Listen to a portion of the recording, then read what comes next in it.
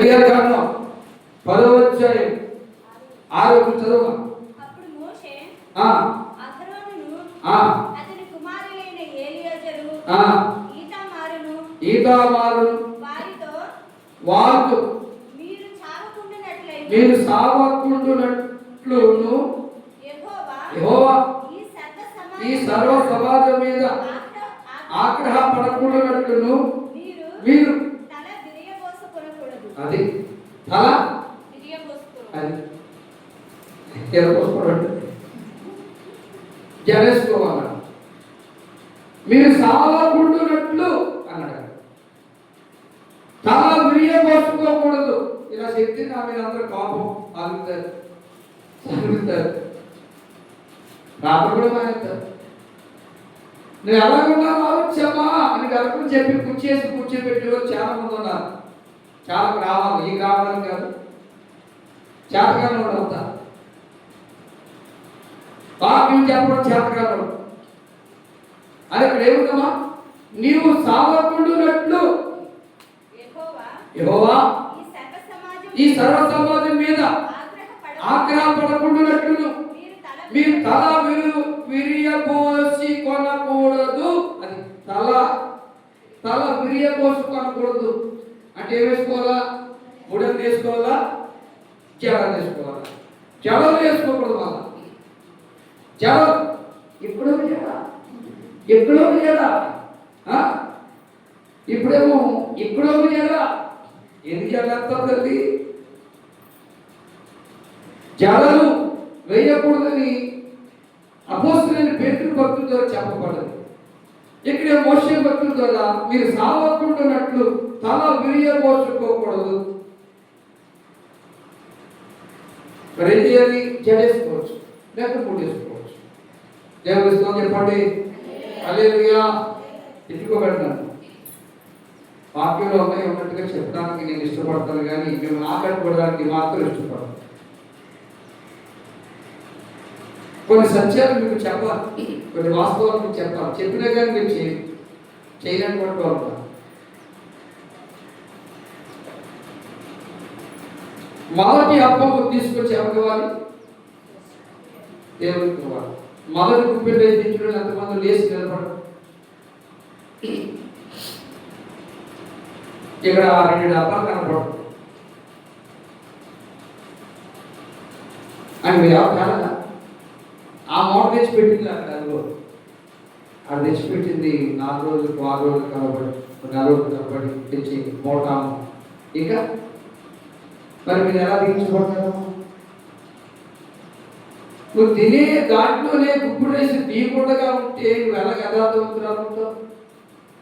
ఇలా ఎంతకాలం మోసపోతావు? కొడుకుంటారా? కొడుకుంటారు తీయలేదు. మరి అలా నీకు అర్థం ఏమిటా చెప్పు.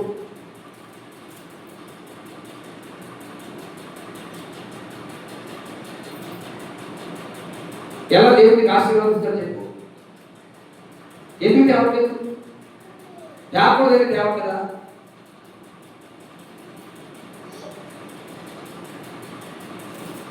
అంటే మీకు విశ్వాసం ఉంది. చూడండి, మాట పుస్తకం ఎబ్రీయులకు రాసిన పత్రిక 11వ అధ్యాయం 3వ వచనం చదవండి. ఎబ్రీయులకు రాసిన పత్రిక 11:3. ఈ కొంచెం దాంట్లో నువ్వు నమ్మకంగా లేకపోతే నీకు అధికమైన వాటిని తిక్కే నమ్మకం ఉంటావు అంటున్నాడు ప్రభు మత్తయి సువార్త. ఇక్కడ ఎబ్రీ పత్రికలు అంటున్నాడు 11:13 విశ్వాసమును బట్టి. అమ్మా ఎక్కడికి వెళ్ళావు తల్లి? 11వ అధ్యాయం 3వ వచనం. ఎక్కడ? ఎబ్రీయులకు రాసిన పత్రిక 11వ అధ్యాయము 4 చదువు. విశ్వాసమును బట్టి హేబేలు కయీను కంటే శ్రేష్టమైన బలి దేవునికి అర్పించెను.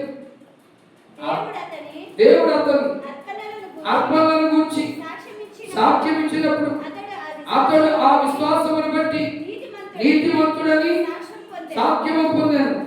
అతడు మృతులందు ఆ విశ్వాసము ద్వారా అది ఇక్కడ చూడ ఆ విశ్వాసముతో చచ్చిపోయి కూడా ఆ విశ్వాసము ద్వారా మాట్లాడుతున్నాడు. ఎవరు? హేబేలు. ఈ హేబేలు కయ్యూను ఇద్దరు కనపడుతున్నారు ఇక్కడ. ఈ హేబేలు కయ్యూను ఆదాము యొక్క కుమారుడు. ఇద్దరు అన్నదమ్ములే. ఈ ఇద్దరు అన్నదమ్ములు దేవునికి ఏదో అప్పులు ఇవ్వాలనుకున్నారు.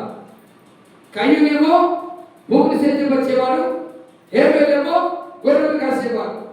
అయితే హేబేలు విశ్వాసమును బట్టి కయ్యూని కంటే శ్రేష్టమైన అర్పణ దేవునికి ఇచ్చాడు. ఎవరికి ఇచ్చాడమ్మా? మనం దెయ్యాలి కదా, డాక్టర్కి ఇస్తాం, దేవునికి డాక్టర్కి ఇస్తాం, మందులకి ఇస్తాం, బంధువులకి ఇస్తాం, తిండికి ఇస్తాం, ఏమంటే బట్టలకి ఇస్తాం, సుఖపడడానికి ఏదో దానికి దీనికి ఇస్తాం, నిత్య నరకానికి వెళ్తాం. తర్వాత మాట్లాడారు సార్ విశ్వాసమును బట్టి హేబేలు కయ్యూను కంటే